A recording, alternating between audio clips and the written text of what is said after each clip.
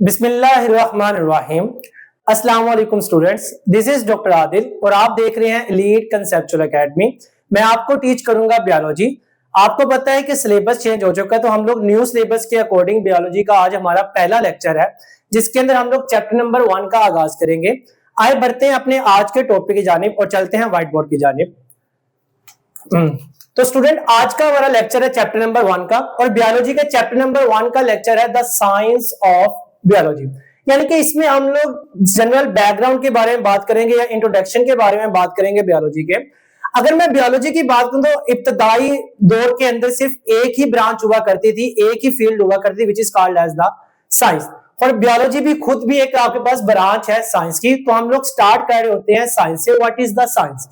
आप लोगों ने बेसिकली अपनी प्रीवियस क्लासेस के अंदर ही पढ़ा होगा साइंस क्या होता है। Sir, science is defined as the knowledge which is gain through observation and experimentation. Sir, science वो नॉलेज होता है जो हम लोग हासिल कर रहे होते हैं, कैसे? By observation and experimentation. Sir, observation कहा जाता है मुशाहदा करना, यानी कि सोचो विचार करना, और एक्सपेरिमेंट कह रहे होते हैं तजर्बा करना। यानी कि जब कभी हम लोग कोई भी सिनेरियो देखते हैं, उस सिनेरियो के अकॉर्डिंग हम लोग सबसे पहले क्या करते हैं? सोचो विचार करते हैं, मुशाहदा करते हैं।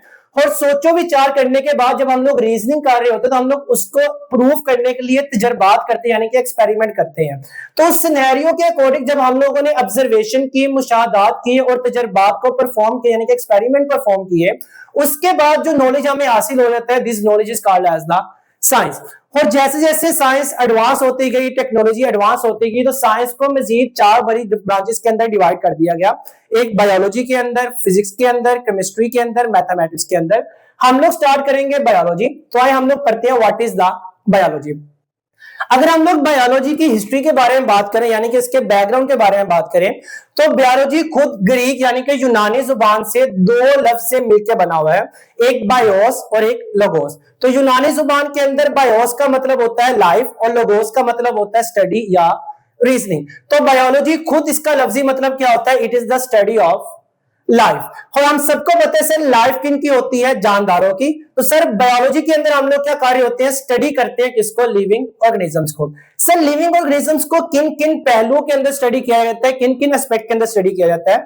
तो लिविंग ऑर्गेनिजम्स को हम लोग स्टडी कर रहे होते हैं, उनका स्ट्रक्चर्स देख रहे होते हैं, शेप देख रहे होते हैं, आया कि उनके आगे पास स्ट्रक्चर सही है, मसल्स के आगे पास स्ट्रक्चर देखते हैं, उनके फंक्शंस देख रहे होते हैं, आया कि ब्लड सर्कुलेटरी सिस्टम जैसे कि डाइजेस्टिव सिस्टम वगैरह होगा, आपके पास सर्कुलेटरी सिस्टम को देख रहे होते हैं, उनकी फंक्शनिंग को देख रहे होते हैं। इसके अलावा लिविंग ऑर्गेनिज्म की इंटरेक्शन के बारे में स्टडी कर रहे होते हैं कि आया कि उनकी इंटरेक्शन उनके एनवायरनमेंट के साथ कैसी है और एनवायरनमेंट का उन पर क्या असर अंदाज रखती है। तो इस लिविंग ऑर्गेनिजम्स के हर पहलू के लिहाज से जिस ब्रांच ऑफ साइंस के अंदर हम लोग स्टडी कर रहे होते हैं, this branch of science is called as the biology. तो बायोलॉजी क्या होती है? It is the study of life, यानी कि it is the study of living organism in the aspect of the structure, in the aspect of the function and the aspect of the interaction between the living organism and environment।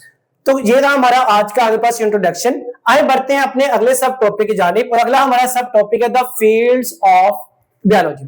हम सबको पता है कि जो biology होती है, इसको study करने के बाद हमारे पास बहुत सारी बेशतर आगे पास फील्ड्स होती है, लेकिन हमारे बुक के मुताबिक आपकी 3 बड़ी फील्ड्स के अंदर डिवाइड किया गया। One is called as the zoology, botany and microbiology. तो sir, what is the zoology?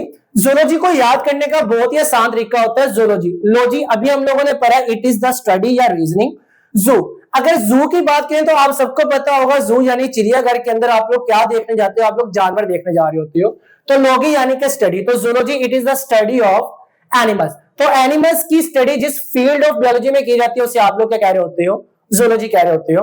अब सर, एनिमल्स की स्टडी हम लोग किस लिहाज से कर रहे होते हैं? हम लोग एनिमल्स के स्ट्रक्चर्स के बारे में स्टडी कर रहे होते हैं, हम लोग स्टडी कर रहे होते हैं एनिमल्स के फंक्शंस के बारे में, हम लोग स्टडी कर रहे होते हैं एनिमल्स के रिप्रोडक्शन के हवाले से।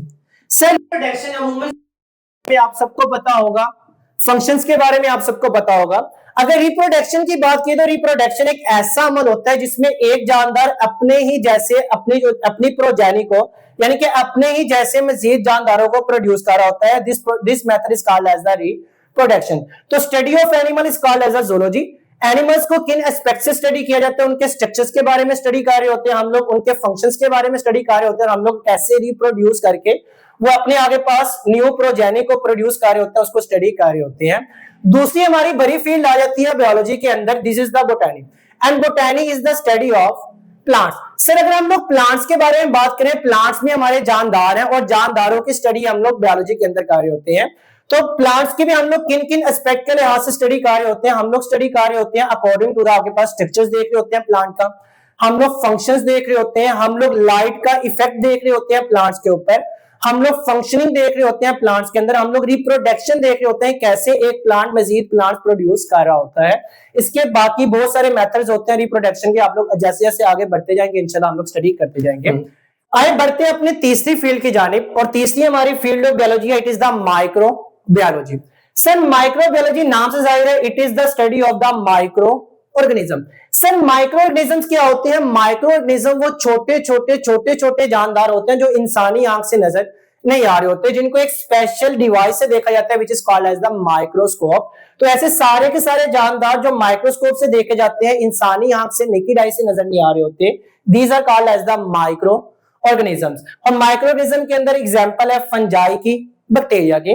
तो study of micro organism is called as the micro biology. अब सर माइक्रो ऑर्गेनिज्म जो होते हैं हमारे पास दो एस्पेक्ट से होते हैं, एक डिजीज कोज करने वाले टॉक्सिक माइक्रो ऑर्गेनिज्म होते हैं, एक हमारे बहुत ज्यादा useful toxic useful micro organisms होते हैं। और जो हम लोग यूजफुल माइक्रो ऑर्गेनिज्म होते हैं इनका इस्तेमाल हम लोग बायोटेक्नोलॉजी के अंदर करके यूजफुल प्रोडक्ट्स को हासिल करने के लिए इस्तेमाल कर रहे होते हैं।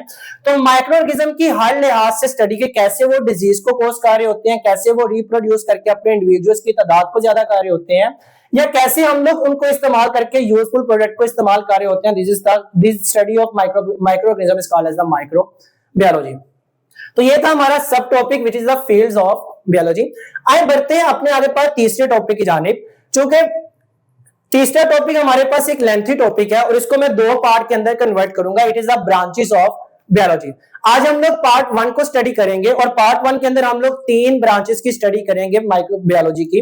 तो ब्रांचेस ऑफ बायोलॉजी यानी कि फील्ड, और फील्ड के अंदर जो सब फील्ड होती है उसे आप लोग ब्रांचेस कह रहे होते हो। और ब्रांचेस ऑफ बायोलॉजी के अंदर हम लोग सबसे पहले जो ब्रांच को स्टडी करेंगे it is the morphology.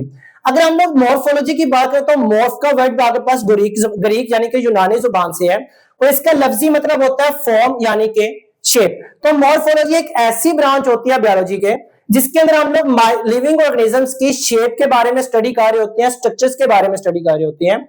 For example अगर आप लोगों ने कभी किडनी की शेप देखी हो जो आप लोगों के सामने ड्रा करने की हल्की सी काविश की गई है, अगर आप लोग किडनी की शेप देखो तो किडनी की जो शेप आपके पास बीन के साथ मिली होती है, बीन लोबिया वो कह रहे होते हैं।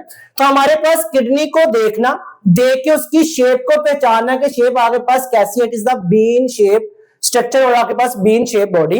तो study of form and structure, आपके पास शेप को बताना, स्ट्रक्चर्स को बताने वाली ब्रांच ऑफ बायोलॉजी को आप लोग क्या कह रहे होते हो? मॉर्फोलॉजी कह रहे होते हो। आगे हम लोग चलते हैं तो आगे हमारे पास है एनाटॉमी। अगर एनाटॉमी की बात करें तो आगे पास ये दो लफ्ज से मिलकर बनी है, एना मतलब कि आगे पास इनसाइड, टॉमी टू कट, यानी कि आगे पास बॉडी को कट करके इनसाइड देखना, यानी कि इंटरनल स्ट्रक्चर्स को देखना कि ऑर्गन के इंटरनल स्ट्रक्चर किस तरह डेवलप हो रहे होते हैं। तो इस इंटरनल स्ट्रक्चर्स को स्टडी करने वाली ब्रांच को आप लोग क्या कह रहे होते हो? एनाटॉमी कह रहे होते हैं। अब सर हमें एनाटॉमी की जरूरत क्यों पड़ती है? हम लोग एनाटॉमी को क्यों स्टडी करना चाह रहे होते हैं? क्यों हम लोग किसी भी ऑर्गन को कट करके अंदर की जानिब देख के स्टडी करना चाह रहे होते हैं? For the purpose of the diagnosis. हमें पता है जब कभी इन्फेक्शन होता है, इन्फेक्शन यानी कि कोई भी बैक्टीरिया, कोई वायरस, कोई इन्फेक्शन, कोई आगे पास वायरस वगैरह आके जब अटैक करता है किसी भी आगे पास जानदार को, तो वो जाके क्या करता है उसके इंटरनल स्ट्रक्चर्स को तब्दीली ला रहा होता है, उसको चेंज कर रहा होता है। और हम उस चेंज को देखने के लिए आया कि नॉर्मल है या आगे पास नॉर्मल नहीं है, तो हम लोग उसकी डायग्नोस करने के लिए डिजीज को इस्तेमाल कर रहे होते हैं। इसके अलावा हम लोग इंटरनल स्ट्रक्चर्स को देख रहे होते हैं, जब डिजीज होती है हम लोग उसकी इंप्रूवमेंट करने के लिए कोशिश कर रहे होते हैं। तो this is the internal structure को स्टडी करने वाली ब्रांच को आप लोग कह रहे होते हो? एनाटॉमी कह रहे होते हो। आइए हम लोग तीसरे ब्रांच की तरफ बढ़ते हैं which is called as the physiology. Sir physiology का मतलब ही क्या होता है? It is the function. तो फिजियोलॉजी क्या होती है? It is the branch of biology which deals with the functions of a body. आगे बात बायो की एक ऐसी ब्रांच जिसके अंदर हम लोग बॉडी के फंक्शंस के बारे में स्टडी कर रहे होते हैं, this branch is called as the physiology. For example हमारे पास function of the circulatory system, हमारे बॉडी के अंदर एक निजाम होता है which is called as circulatory system. Circulatory system एक ऐसा सिस्टम होता है जिसके अंदर ब्लड फ्लो कर रहा होता है for the transportation of the hormone, foods and gases etc. तो हम लोग फंक्शंस को स्टडी करना चाह रहे होते हैं, कैसे ब्लड आगे पास मूव कर रहा होता है, कैसे हार्ट के पास आता है, हार्ट उसको पंप करता है, कैसे आगे पास फोर्स लगने के बाद वो ब्लड वेसल से होते हुए किसी भी ऑर्गन, किसी भी टिश्यू या किसी भी सेल तक जाके वो ऑक्सीजन को प्रोवाइड करता है, फूड को प्रोवाइड कर रहा होता है। तो जहां भी हम लोग फंक्शंस ऑफ बॉडी को स्टडी करेंगे, this branch is called as the physiology.